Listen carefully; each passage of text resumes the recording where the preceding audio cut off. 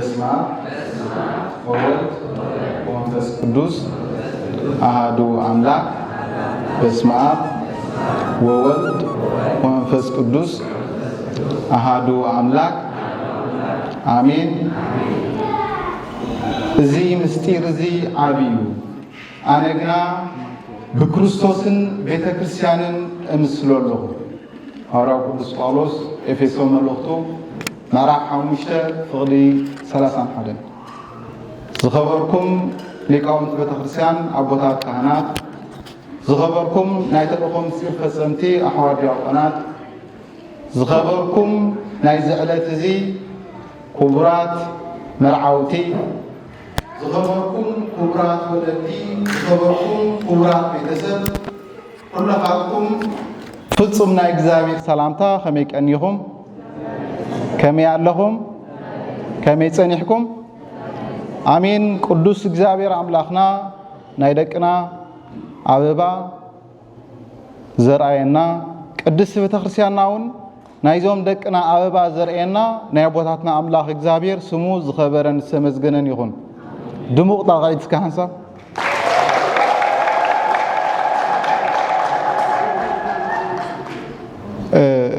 በሐቂ ካብ ኩለን መዓልታት መዓልቲ ካብ መዓልቲ ትበልጽ እዛ መዓልቲ እዚኣ ንኹላትና ደቂ ዝማሕበር እዚ ፍልይቲ ዕለት እያ። ኩላትና ደስ ተብል ዕለት እያ። ምክንያቱ ከም ንፈልጦ ንዓይ ከዓ ናይ 6 ዓመት ተማሃሪተይ ዝኾነት ሃፍትና ኤደን ሓውናውን ሙሴ ሓፂር ግዜ ተቃሪብና፣ ግን ኩላትና ከም ንፈልጦ ምኡዝ ጠባዩ ምቕሉል ከም ምዃኑ ኩላትና ኣብ ዝሓፀረ ግዜ ርኢናዮ። ሃፍትና ኤደን ከዓ ነዚ ክንድዚ ዝኣክል ዓመታት ኣብ ቤተ ክርስቲያን ዝፀናሐ ናይ ኣገልግሎት ግዜ ኩላትና ርኢናዮ። መዓልታዊ ሰንበት ሰንበት ከየብኮረት ግቡእ ዝኾነ ኣገልግሎት እንዳገልገለት ንቤተ ክህነት ኣብ ምግብና ይኹን ኣብ ፅሬት ቤተ ክርስቲያን ይኹን ኣብ ኩሉ ኣገልግሎት ናይ ቤተ ክርስቲያን ብትግሃት ክትዓይ ካብ ፀንሐት ሓፍትና እያ። ስለዚ እዚ ዕለት እዚ ብሓቂ ንቤተ ክርስቲያን ንቤተሰብ ንኩሉ ኣብ ዝማሕበር ዘሎ ሰብ ዓብይ ናይ ሓጎስን ናይ ደስታን ዕለት እሞ ኩላትና ብድጋሚ እንኳዕ ደስ በለና።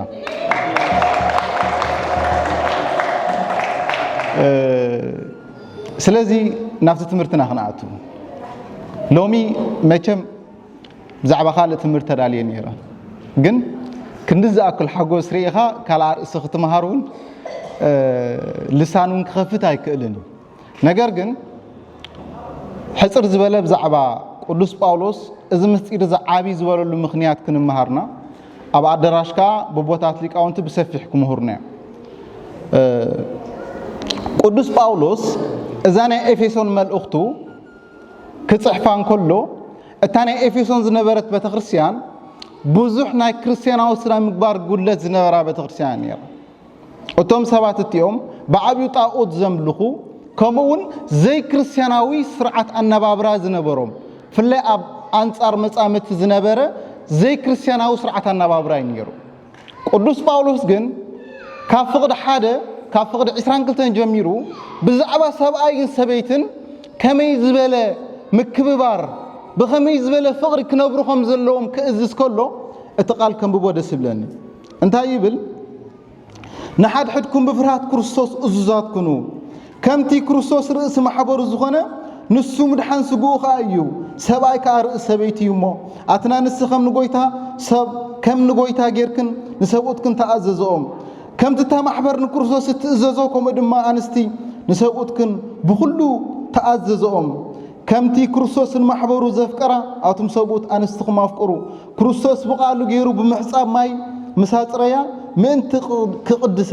ርስሓት ወይስ ዕጣር ወይስ ገለ ነዚ መስል ዘይብላ ብዘይ መንቅብ ቅድስትን ክብርትን ገይሩ ማሕበር ገይሩ ንዑ ምንቲ ከቆማ ኢሉ ርእሱ በጀሃበ። ሰብኡት እውን ከምኡ ነተን ኣንስቶም ከም ስግኦም ገይሮም ከፍቅርዎን ይግብኦም እዩ። ሰብ ንስግኡ ይምግቦ ይከናኸኖ እምበር ሓደ እኳ ዝፀልኦ የልቦን። ኣካላት ስግኡ ስለዝኾነና ክርስቶስ ከምኡ ንማሕበሩ ይከናኸን ኣሎ። ስለዚ ሰብኣይ ኣቦኡን ኣዲኡን ይሓድግ ምስ ሰበይቱ ከዓ ይጣበቕ ሓደ ኣካል ይኸውን። እዚ ምስጢር እዚ እስከንብል እዚ ምስጢር እዚ ዓብዩ ኣነ ግና بكريستوسن ببيت كريستيانن امسل الله قدوس باولوس نزناي كلت مصامتي نزناي كلت انصار صوتا مصامتي سلي قريتا دحر كندلنا سلي تمرتنا ننهبج اذني انصار صوتا حد ناي مخان مستير قليل مستير ايبولون ترى سممع يبولون عب مستير يلو عب يخا مستي مس نجر دحنتنا موحد زلو مستيره دحنت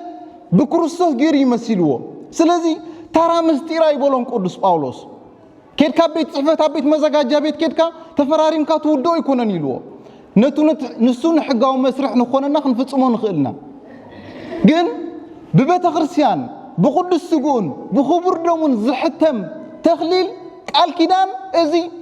قليل كم زي يكون عاب مستير يلو اب قدس بيت ክርስቲያንና نخلت اكلات حد اكل زغبر كاب شوعه مستير حد مستير الله سخا مستير انتاي مستير تخليل نبل مستير تخليل لو من حواتنا استغبرلهم استفصلملهم مستير تخليل مالت كلتا انصار صوتا አበበይኑ ዓለም ዝነብሩ አበበይኑ ህይወት ዝነብሩ በጸሎት ተኽሊል ተቢሉ በቅዱስ ቁርባን ገይሩ ሓደ አካል ዝገብር ተደሚሮም ሓደ ይኾኑ ማለት አይኮንን ሓደ ሰብ ናይ ገዛ ርእሱ ናይ ገዛ ድልየት ናይ ገዛ ባህጊ ናይ ገዛ ርእሱ ብዙሕ ጠለባት አለው እቲ ኻልኣይ ካኸሙ ነገር ግን በጸሎት አቢሎም በክርስቶስ ሓደ ይኾኑ ማለት እዚ ተቀዳማይ ምስጢር እቲ ኻልኣይ ምስጢር ካብ አማደ ምስጢር عندنا امنتنا زخونا اماد مستير نفلطم دينا كلاتنا فلطم دينا اماد مستير انتاي نبل مستير سلاسه مستير سلاسه سغاوي ጥምቀት ቁርባን مستير ትንሳኤ ሙታን እግረ መንገድና ሃይማኖትና እናፈለጥና ካዞ ምስጢራት ካብ ክልተ አካል ሓደ አካል ዝኮነ ክርስቶስ እዩ ስጋ ዝለበሰ ካብ ቅድስት ድንግል ማርያም ስጋ አለቢሱ ንድሕነትና ዝመጸዩ ማለት እዩ ስለዚህ ቅዱስ ጳውሎስ በተመሳሳሊ ኣብ ቀዳማይ ጢሞቴዎስ ምዕራፍ 3 ዘሎ እንታይ ኢሉ ብዛዕባ ምስጢረ ስጋው ክገልጽ ከሎ እቲ ምስጢር አምልኾትና ዓብዩ ኢልዎ እቲ ምስጢር አምልኾትና ዓብዩ ኢልዎ ምስጢር አምልኾትና ማለት ካብ ሰለስተ አካል ሓደ አካል ስጋ ለቢሱ ንድሕነትና ዝመጽ ክርስቶስ ብዛዕባኡ ክዛረብ ከሎ ማለት እዩ ስለዚህ ቅዱስ ጳውሎስ ንሓዳር بكريستوس كمسلون كله سلامنتاين تيلنا ምክንያቱ ሓዳር ዓብ ዝተባሃለሉ ምክንያት ንኽልተ አካል ሓደ አካል ዝገብር ናይ ክርስቶስ ባህሪ ናይ ክርስቶስ አነባብራ ኣብቲ ህይወትቲ ስለዘሎ ወይ ስለዝመሳሰል ማለት እዩ ብኸመይ ሓደ ዝኸውን ሰብኣይ ሰበይትን ከም ተቀዲምና ዝብልና እዩ ነናቶም ስርዓት አነባብራ ነናቶም ባህግን ሒዞም እዮም ተፈጢሮም ንብዙሕ ዓመታት እቲ ሓደ ዘይፈልጦ ባህልን ስርዓት አነባብራን ሒዙ ዝነብር بمنتايو حدا زخون حدا خبرهم زخيل بعبيو كريستوسي قدس سجون كبر دمني بيت كريستيان يا مالك قدس باولوس انتاي يبل انتم سوقت كم تكريستوس نبيت كريستيان كم زفقرا انستكم افقروا انست دما سوقت كنا خبرا قدس باولوس سبعين سبيتن بغبو اسماميعو كخيد زخيل سبعين سبيتو غبو زخونه فقر كهبان كله قبو زخونه كبرن حاليوتن كهبان كله سبيت خان سبايا كتخبرون كلا سلازي اذا خلتيو تتسماميعو سباين سبيت نزل عالم حدا اكل كوينو ينبرو كلاتنا دق تبعتين نفلط حق له كلاتنا اوشتنا حدا عبي يقولو سخا كخبرالن زبل سمعيت علينا كلاتنا اوشتنا قال كلاب على خاطر الى اذا طرايت دربياتلكا بقى مريت تخفيتات تحت انها مغنياتو سبعي بخبرو اي درادرني بخوم يقدس باولوس اسوقت كن اخبرا سبعي تخبير كنو غوبو خبر سلكني بحق يزم سبعي تخبيرو غوبو خبر شغي يقولون نيش تيغن ولا تاني شيء زي تقن تبلا نعو عباي نغرا بفلا كبري سبعي بخبرو درادر ايدلن سبعي تختا يدلي سبيت رقع فطرتها سبيت سمعتها فطرتها كتفكرها تدلي كم زع بكير غير كخت كنا خنات دلي بكير خمزة غير كخت حزاخ يسبرك سبيتها همو تم طعم قالات تقول طعم قالات ناغبركا تم قعم قالات زي تقولها بتقولوا مچم كلاتك سرخا بصاركا وصاين بلنا ببزخالكم ما قلنا نستخم افقروا سلازي قدوس باولوس نخوم يخم زبل زلو كالم قدوس باولوس بمنتاي يمسلو ادمن كريستوسن ادم كبيد دقاسا دقيسو نهوان كاب غون فطيرلو كريستوس كا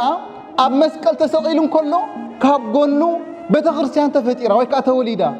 ጥምቀትን ቅዱስ ስጋውን ክብር ደሙን በዕለት ዓርብ ኣብ መስቀልና ቤተክርስቲያን ተመስረተት ስለዚህ አዳም ኣብ ገነት በኸመይ ንሄዋን ተረኪብዋ አዳም ቅድሚ መርዑ ቅድሚ ሓዳር ምግባሩ መጀመርታ ሲንግል አዳም ይነሩ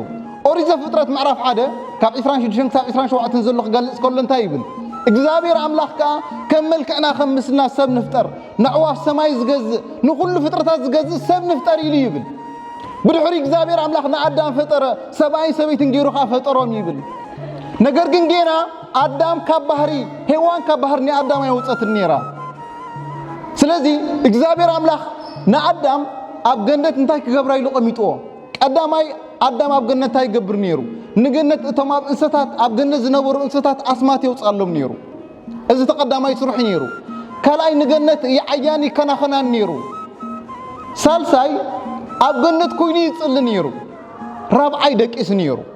እዚ ኩሉ ምስ ገበረ አዳም ንሔዋን ረኺቡ በተቀዳማይ ምስ መጽእ አቀዲሙ አደቦና አዳም እግዚአብሔር አምላክ ስልጣን ሂቦ ኣብ ገነት ዘለው እንስሳት ብሙሎም አስማት ከውጻሎም በብመልክዖም በብቁመቶም በብግዝፎም ዳራአየ አስማት ይውጻሎም ነሩ ነትረጉድ ሓርማዝ ኢልዎ ዘራፍ ኢልዋ በጊዕ ኢሉ ጤል ኢሉ ንኩሎም አስማት አውጽሎም ነገር ግን كلهم ناوبنا آدم كباره خمسون كله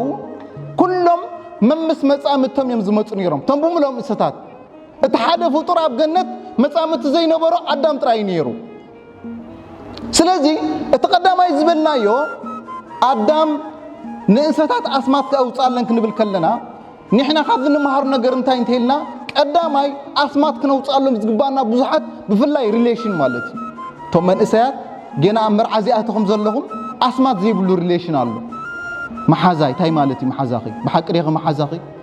زي محازاي بحق يزلوكم زلو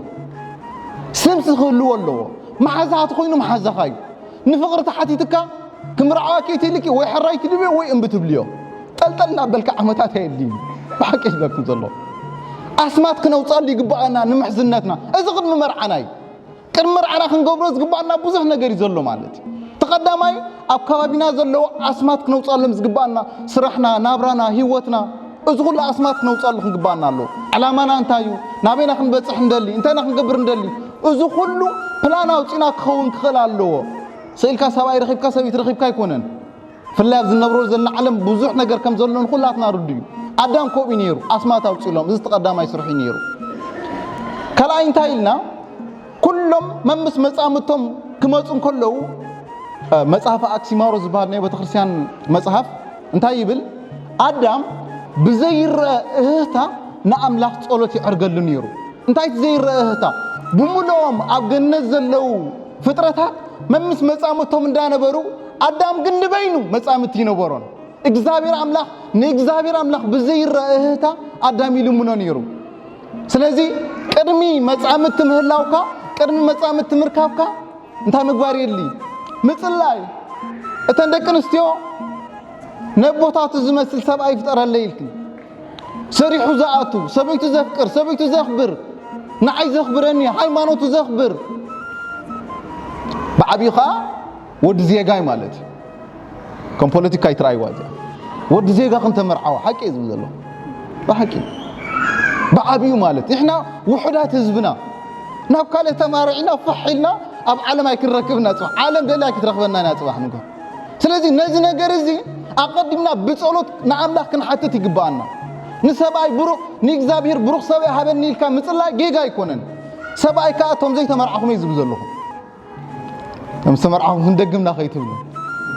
ስለዚህ ሰባይ ካብርክት ሰባይ ተሃበኒ አምላኻ ትፈርህ ኢልካ ብግቡ ብልብኻ ክጽልይ ይግባካ አዳም ንሲ ዝገብር ነይሩ እዚ ተኻላይኒ አዳም ዕይ ነይሩ ሳልሳይ አዳም ታይ ገብር ነይሩ ንገነት ይኹስኩሳ ነይሩ ገነሲ እንታይ ዝውሰኻሊ ወይ አዳም ይኹስኩሳ እግዚአብሔር አዝኽመረና ዘል ነገር እንታይ እንተልና ንሕና ቅድሚ ናብ ሓዳር ምእታውና ብዛዕባ ስራሕና ዝተወደአ ነገር ክህልወና ብዛዕባ ስራሕና ዝተወደአ ነገር ክህልወና ንሕና እንታይ ክንሰርሕ ከም ዘለና መጻኢ ህይወትና ሓዳር ምሳኣተና ይኮንና ንውስኖ ኣቀዲምና ንውስኖ ዝግባአና ኣቀዲምና መጻኢ ህይወትና እንታይ ይመስል ቀሪጽና ንኽንኣቱ ዝግባአና ማለት እዚ ተሳልሳዩ እትራብዓይ አዳም ደቂስ ነይሩ ኩላትና በሓደ ንኹን አዳም እንታይ ኮይኑ ነይሩ ኢልና በሓደልና ድሕሪ ዘለና ደቂስኩም ዲኹም አዳም እንታይ ኮይኑ ነይሩ ኢልና ደቂስ ነይሩ እዚ ማለት እንታይ ማለት ሊቃውንት ክትርጉሞን ከሎ ደቂስ ነይሩ ማለት ፍቃዱ ንእግዚአብሔር ሂቡ ማለት መጻምት ንኽትረክብ ደቅስ يكون دقيس كاربعة عين خاق وحيل كمان بقادي أبزقوان زي أنتي مالتيو نجار كان إجزابير هاب مالتي إجزابير بعلقو دويو نجار كان إجزابير هيبكا نعو هابو مالتي نزغل مستقبر إجزابير أملاخنا آدم كبيدك أصدق إسو كاب قنو عطمو سيرو نتعطمخا ملو سقال بيسو استنفاس هيبو هيوان يلو فتيروا آدم كابدك أسو تبرابيرو مستسا نهيوان ريوا እዚያ ካብ ስጋይ ካብ ዓጽመይ ከዓጽመያ ሄዋን ትበሃል ሄዋን ማለት ህይወት ይልዋ አዳም ንሰበይቱ ህይወት ይልዋ ህይወት እትህብ አዳም ወኻና ፈሊጡ ህይወት ይልዋ ሄዋን ማለት ስለዚህ ሊቃውንቱ ክትርጉሙን ከለው እግዚአብሔር አምላክና አዳም ካብ ጎኑ ተዓጽም ወስድ ከሎ እንታይ ይገበረን ቃንዛ ይፈጠረሉን ብዘይ ቃንዛዩ ተዓጽም ወሲድዋ እዚ ታይ ማለት እዩ ኮምተ ትገብር ነይሩ ተቀንዚዩ አዳም ተዓጽም ተተውጻን ነይሩ እንታይ ነይሩ አነ ኮን አኽዘም ጾኺ ጫፍን ጭሒለ ዓጽመይ ከፊለ ዋጋ ከፊለ እንበላ ነይሩ እግዚአብሔር ግን ኮም ይገበረን አዳም አመንጎ ድቃስን አመንጎ ምብዕዛዝን ነይሩ ከይደቀሰን አጸብዮ ከይተበራበረን ኮሎ ተዓጽሞስ ይርዳው ነይሩ አይተቀንዘወን ማለት ስለዚህ እዚ ሁሉ ጌሪዩ አዳም ሄዋን ረኺብዋ حنت خي جبر كابد كوسك حنت خي ترى لها هيوان تثبت اللي خا جينا بوزح استرفك أنا قرالو مالتي عفي ملي الزارب زلوا زما كريمينا زلوا مسامتي نزقون نلو زلنا بجوبو سلس ترالولي بجوبو ترى اليوم حدارم حريلم سلس جمري كابو نمهارو نقرأ من قدنا بوزح نقر سلس زلوا مالتي سلزي لومي كابون استرخبت أكاليلك بحبارن بفقرن كتكناخنا يقباك لك كمتي كريستوس كاب غون مستقبلا مالتي قال ايتيا ناتيا اكاليا يلو اذا مالت قدوس باولوس ابونا ديون حديغوس مسبيت حدا اكال يطرنا فيلو اذا مالت ابونا دين يطلا مالت ايكونن ነገር ግን ሰብአይ ሰበይትን حدا اكال مسكونو بمنم تامر سالسي اكال كእትው የብሎም ነው حدارهم برقص سدرهم أخبيرهم أفكرهم كنبرلو حدارهم جن بجبو نكرسوس أما أكلم يتيوم أيبو سلونا مكبكم يلو بسلسته جمد استأثره فتشموي بالتخنيلو اتصال سي أكل إجزابيريو أبي وطنا إجزابير زمولو تخوينو بمنم تأمر حدارنا أين نقانقنيو كرسوس أما أكللو كرسوس زلو وبيت بمنم تأمر أين نقانقنيو حدار كم نحصنت جزء يكون لا نفلت حكي حدار زلسب بزح حرقوت قوي زلوا حدار كم نهاني منا يكونن كم تقدم حج شهادة ستي ويكونن كالي يتصبيكم زلوا كالي هوت يتصبيكم زلوا نجرجن نتي زمت يمصع تسعر له حيل جن كريستوسي بكريستوس نخلك خولي يبل القدس باولوس بتحيل زبني كريستوس نخلك خولي مخنياتو كريستوس زحزسب بمنم تأمر أبزام درزا زي كال نجري لنا مالت. سلزي كلاتنا نايك زابير بيتسب. أتوم بحدار زلنا كبرني حدار تردينا. كريستوس بأبي مستير جيرو خمس خللو. أبك أنا زق جليلا لو ما أنتي. يوحنا سونجل ما عرف كتزول خن ببلنا في دونجل. قويتاني مجمر تتأمر زجورا أبك أنا نايك جليلا يو. وين زجوا بدلهم بيت دوتشي ماس. قويتان قدس رنجل ماريام حواريات المسيوم. باريخهم قولوا لنا هوتم مليهم لهم سلازي اتما بحدار نبر زلنا نوت حدار جميرنا أبونا برزلنا سبات إجزابير أملاخ زغودلنا بملوخ من لقالناي برقص هيوت ملئتي كونتن سبب بزو حرقوت كوز زحلف أبزوان زي كبر حدار زغودله سب نسنة ونسخنو زبلاش زلو كدم حدار بزو حاتيات زقبرل زلو عالم كدمي مرعى مالتي سب قال كدان كي أسر أبزو حرخ زنبرل زلو الزمن أب حدار مساعة تخاون بدك خاتفتنلو بحدارك ببصاي كاتفتنل ببزوح نفتنا لنا أب عالم نبر كم زلناي مالتي ስለዚህ እግዚአብሔር አምላክ አብ ህይወትና ኢቲና ኩሉ እግዚአብሔር ከም ተስተኻኽሎ ኾን አምን ይግባና እግዚአብሔር ዘይስተኻኽሎ ነገር በምንም ተአምር ይዘ የለው ማለት ስለዚህ ክርስቶስ ንዓና ንምድሓን ካብ ሰማይ ሰማያት ናብ ምድሪ ዝወሪዱ ንአዳም ክልተ ዝገበረ ንክልተ ሓደ ክገብር እግዚአብሔር አምላክ በምንም ተአምር አይሳኖኒ ማለት ስለዚህ አብ ህይወትና ዘይምርዳ ፍላይ ሓዳር ጌርና ነብርተልና ዘይምርዳ አንተ ተፈጢሩ ክርስቶስ ክፈትሑ ኢልና ኩሉ نتا حيال قلصم እግዚአብሔር ንዑ ክንህብ ይግባአና ማለት ስለዚህ ምዘሎ መቆት ብዙ አይከሕዘኩም እኔ በድጋሜ استمهرنا ወደ ዓለም ኢየሱስ ክርስቶስ ልብና ይحضرልና መርዓውቲ ቃል ኪዳንኩም ዘራየና ኮሙን እግዚአብሔር አምላክ አውላዶም የጽሐና ንኹላትና አውላዶም ከም ጊሩ ያኻኽበና ንወለድ በድጋሜ እንኳ ሓጎሰና እግዚአብሔር አምላክ استمهرنا ልብና ይحضرልና ያቀነሉ